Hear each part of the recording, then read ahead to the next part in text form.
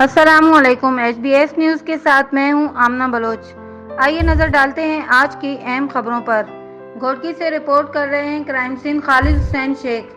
6 मई 2021 deputy commissioner Ghotki Mohammad Usman Abdullah ने कहा है कि पोलियो मुहिम से कबल तमाम वर्कर्स को कोरोना से बचाव की वैक्सीन लगवाई जाए, जबकि मुहिम के दौरान एहतियाती तदाबीर का खसूसी ख्याल रखा जाए।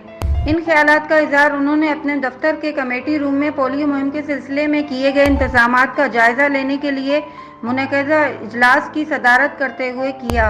इजलास में additional deputy commissioner Shahid Ali Shah and staff officer doctor Waqar Dahar, UNICEF के doctor Rahim Gadani, rangers, motorway police अफसरान समेत मेडिकल अफसरान ने शिरकत की।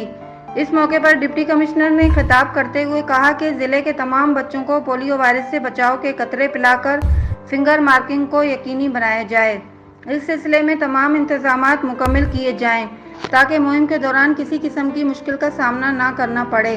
उन्होंने कहा कि पोलियो वायरस के खिलाफ तमाम स्टेक होल्डर को इज्तिमाई किरदार अदा करना चाहिए, क्योंकि ये एक कौमी फरीज़ा है। इस सिलसिले में सिविल सोसाइटी के नुमाइंदों को भी चाहिए कि वो लोगों को आगाही फराहम करें ताकि वालिदैन अपने बच्चों को आसानी से कतरे पिलाएं। डिप्टी कमिश्नर ने DHO को हिदायत करते हुए कहा कि पोलियो मुहिम में शामिल तमाम वर्कर्स को कोरोना से बचाव की वैक्सीन लगवाने समेत तमाम सहूलतें फराहम की जाएं ताकि इनको फील्ड में कोई मुश्किल ना हो।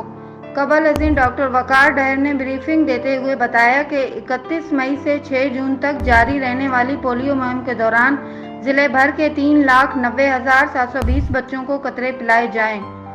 इस सिलसिले में इंतजामात मुकम्मल कर दिए गए हैं।